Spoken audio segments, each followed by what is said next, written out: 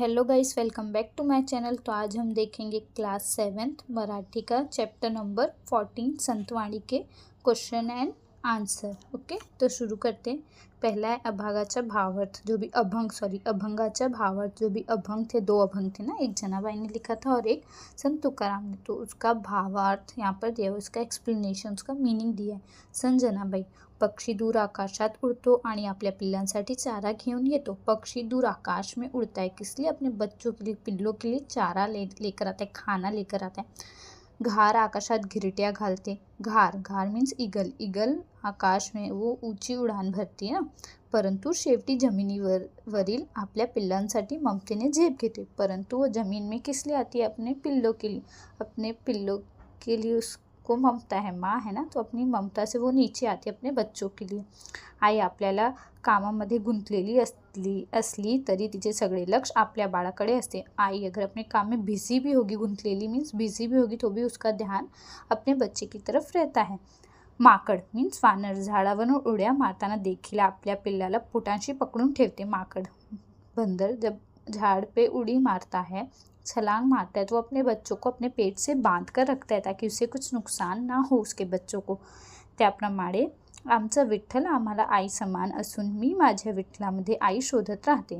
तो संजनाबाई क्या बोली, इसी प्रकार आमचा विठ्ठल, जो विठ्ठल है वो हमारी आई के समान है और मैं उनमें अपनी माँ ढूंढती रहती हूँ। वो हमारी माँ के जैसे हमारा ध्यान रखते हैं, ऐसे संजनाबाई कह रही हैं। दूसरा अभंग, अभंग 2, संत तुकाराम। भोंदू तोते असे कसे, जे पाप करूनही स्वतःला सज्जन म्हणून घेतात। भोंदू, भोंदू मीन्स जो ढोंगी लोग हैं। तोते मीन्स झूठे ढोंगी लोग। ये कैसे पाप करके खुद को एक अच्छा इंसान समझते, सज्जन, अपने आप को सज्जन म्हणून घेतात, सज्जन कहते हैं, अच्छा इंसान कहते हैं। साधूचे सोग आणण्यासाठी अंगाला राख फासतात आणि नंतर मात्र डोळे झाकून पाप करण्याचा मोकळे घेतात। ठीक है, क्या बोल रहे हैं संत तुकाराम? साधु सोग, साधु बनने के लिए, साधु जैसा दिखने के लिए वो क्या करते हैं? अपने शरीर पे राख लगाते हैं, नंतर मात्र डोळे झाकून पाप करण्याचा मोकळे होतात। और वो राख तो लगाते हैं बट वो सारे पाप कर चुके होते हैं, सारे गंदे काम कर चुके होते हैं, भोळ्या जनतेची फसवून करतात और जो भोळ्या जनतेची, भोले इंसान को फसाते हैं। आपण स्वतः मोहमायापासून दूर असल्याचा वैराग्य धारण केल्याचा आव आणतात और ऐसा वो दिखावा, आव मीन्स दिखावा करते हैं कि उन्होंने वैरागी का रूप लिया है। वैरागी मीन्स जो मोहमाया छोड़ देते हैं, वैरागी रूप धारण किया है, परंतु चैनीच्या सर्व गोष्टीचा भोग घेतात, परंतु वो आराम से सर्व चीज़ों का मजा आनंद ले चुके होते हैं। संत तुकाराम म्हणतात, अशा भोंदू लोकांच्या किती गोष्ट सांगू। संत तुकाराम क्या बोले, ऐसे भोंदू लोगों की कितनी बातें बताऊँ, याची संगत नसलेली तरी बरी। इनकी संगत से दूर रहे, इनकी संगत ना रहे तो ही अच्छा है, अशापासून दूर राहणे चांगले, ऐसे लोगों से दूर रहना ही अच्छा है। ठीक है, यहाँ पे पक्षी जाए, यहाँ पे क्वेश्चन है, बाळाकासी आडी चारा, कौन बच्चों के लिए चारा आते? पक्षी जाए दिगंतारा, चित्तीशे बाळापाशी, माता गुंतली कामांसी, तैसी आमची विठ्ठल माय ठड, जनी वेळोवेळा पाहे। फिर फोर्थ, कर्म करुणी म्हणती साधू, ऐसे कैसे झाले भोंदू। ठीक है। फिफ्थ, तुका म्हणे सांगो किती जडो त्याची संगती। प्रश्न नंबर 3, खालील प्रश्नाची एका वाक्यात उत्तरे लिहा। प्रश्न पहला, जनाबाईच्या भक्तीचा अनन्य साधारण विषय कोणता? जनाबाई के भक्ति का एक यूनिक विषय क्या था? वात्सल्य हा जनाबाईच्या भक्तीचा अन्य साधारण विषय आहे। वात्सल्य मीन्स माँ की ममता, मातृ प्रेम, ये उनका एक यूनिक सब्जेक्ट है जनाबाई का। माता कामात गुंतलेली असली तरी तिचे लक्ष कोठे असतात? माता काम में बिजी रहती तभी भी उसका मन कहाँ रहता है? अपने बाळापाशी असते, बच्चे की तरफ रहते हैं। माकड आपल्या पिल्लाला कुठे बांधतात? माकड बंदर अपने बच्चे को कहाँ बांधते हैं? माकड आपल्या पिल्लाला आपल्या उदराशी, पोटाशी बांधते, अपने पेट से बांध कर रखता है। ठीक है। फोर्थ, संत तुकाराम आपल्या अभंगातून कोणता संदेश देतात? संत तुकाराम अपने अभंग से क्या संदेश क्या मैसेज देना चाहते हैं? संत तुकाराम आपल्या अभंगातून सामान्य लोकांना भोंदूगिरीबाबत जागरूक राहण्याचा संदेश देतात। सामान्य जनता को भोंदूगिरीबाबत जो ढोंगी लोग हैं उनसे दूर रहने का संदेश दे रहे हैं, उनसे अलर्ट जागरूक रहने का अलर्ट रहने का संदेश मेसेज दे रहे हैं। प्रश्न 5 संत तुकाराम कोणाच्या संगतीपासून दूर राहण्याचं सांगतात? संत तुकाराम किसकी संगती से हमें दूर रहने के लिए कह रहे हैं? संत तुकाराम स्वतःला साधू म्हणणाऱ्या भोंदूपासून दूर राहण्याचं सांगतात। संत तुकाराम जो खुद को साधु कहते हैं और जो ढोंगी लोग होते हैं खुद को साधु कहते हैं, उनकी संगति से दूर रहने के लिए कह रहे हैं। ठीक है। प्रश्न नंबर 4 खालील प्रश्नाची थोडक्यात उत्तरे लिहा। प्रश्न 1 आपल्या अभंगातून आईचे बाळावरील प्रेम संत जनाबाईने कोणत्या विविध उदाहरणातून पटवून दिले आहे?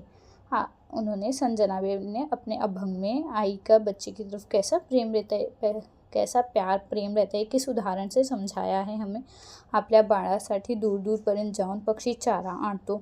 ठीक है, बाळासाठी दूर दूरपर्यंत जाऊन पक्षी चारा लेकर आता है दूर दूर जाके।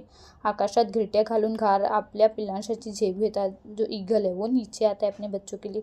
आई कितीही कामात गुंतली असली तरी तिचे सारे लक्ष आपल्या बाळापाशी असते। आई कितनेही काम में बिझी रहेगी, उसका ध्यान अपने बच्चे की तरफ रहता ही है। झाडावरून इकडून तिकडे फिरताना माकड आपल्या पिल्लाला उदाराशी बांधून फिरते। झाड़ पे घूमने वाली बंदर, इधर उधर घूमने वाले बंदर जो अपने छोटे बच्चों को अपने पेट से बांध कर ही रखते हैं। अशा विविध उदाहरणातून संत जनाबाईने आईचे बाळावरील प्रेम पटवून दिले। ऐसे बहुत सारे एग्जाम्पल से संत जनाबाई ने माँ का बच्चे की तरफ क्या प्रेम रहता है वो हमें समझाया है। संत तुकाराम सेकंड क्वेश्चन संत तुकाराम भोंदूगिरी करण्यापासून दूर राहण्याचा सल्ला का देता है? जो संत तुकाराम भोंदूगिरी जो ढोंगी है उनसे दूर रहने की सल्ला क्यों दे रहे हैं हमें?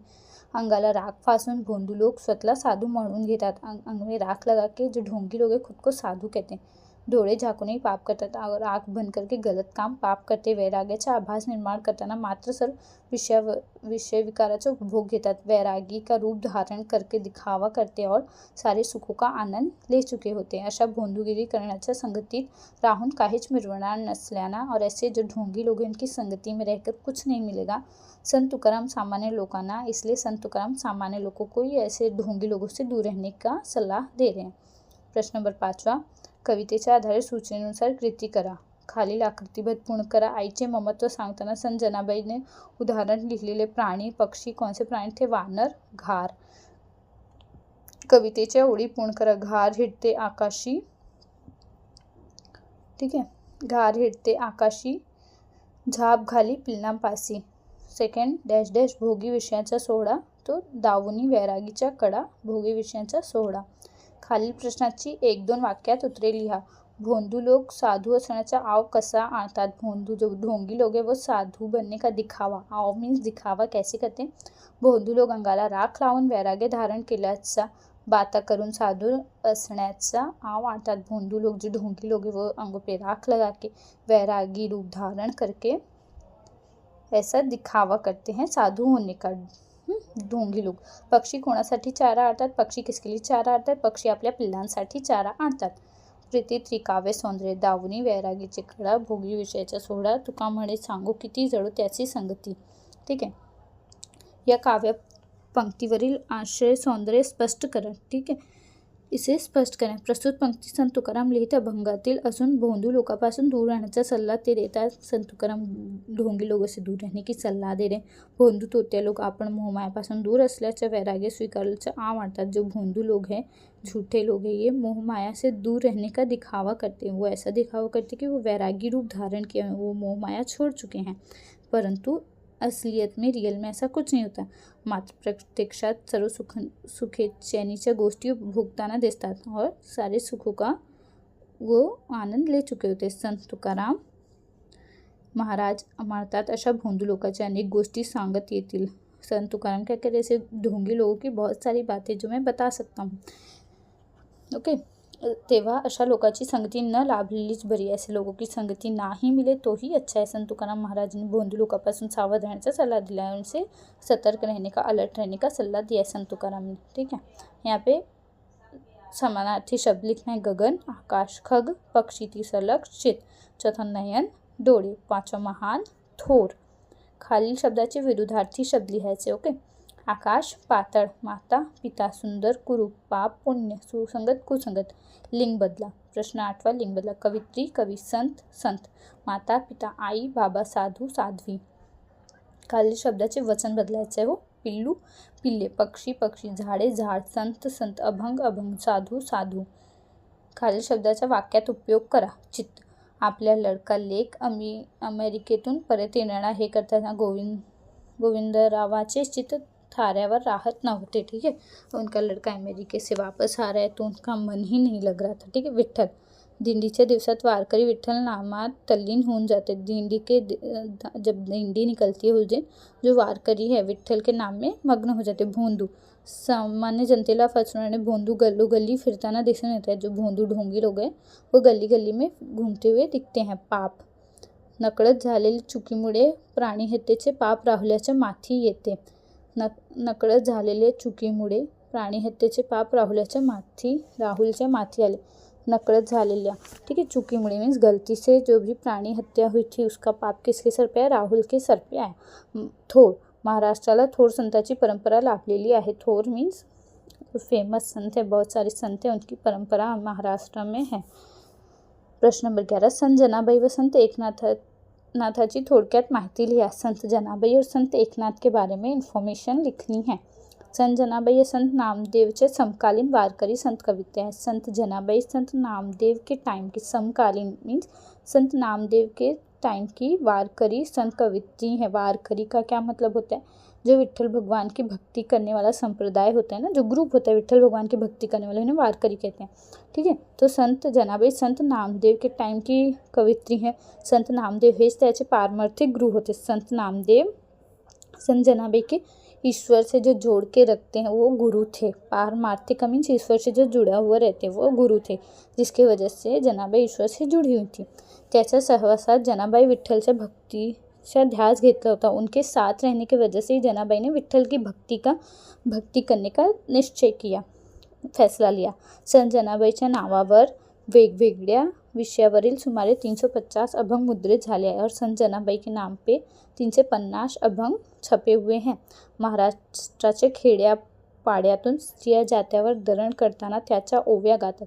महाराष्ट्र के जो खेड्यापाड्यातून में जो गांव देहात में स्त्रियां रहती वो जात्यावर, जो जातक है हाथ की जो चक्की है दरण काटती, जब वो दरण काटताना मीन जब अनाज पीसती हैं तो उनके गीत गाती हैं. ओव्या मीन्स गीत गाती हैं इनकी जनाबाई की.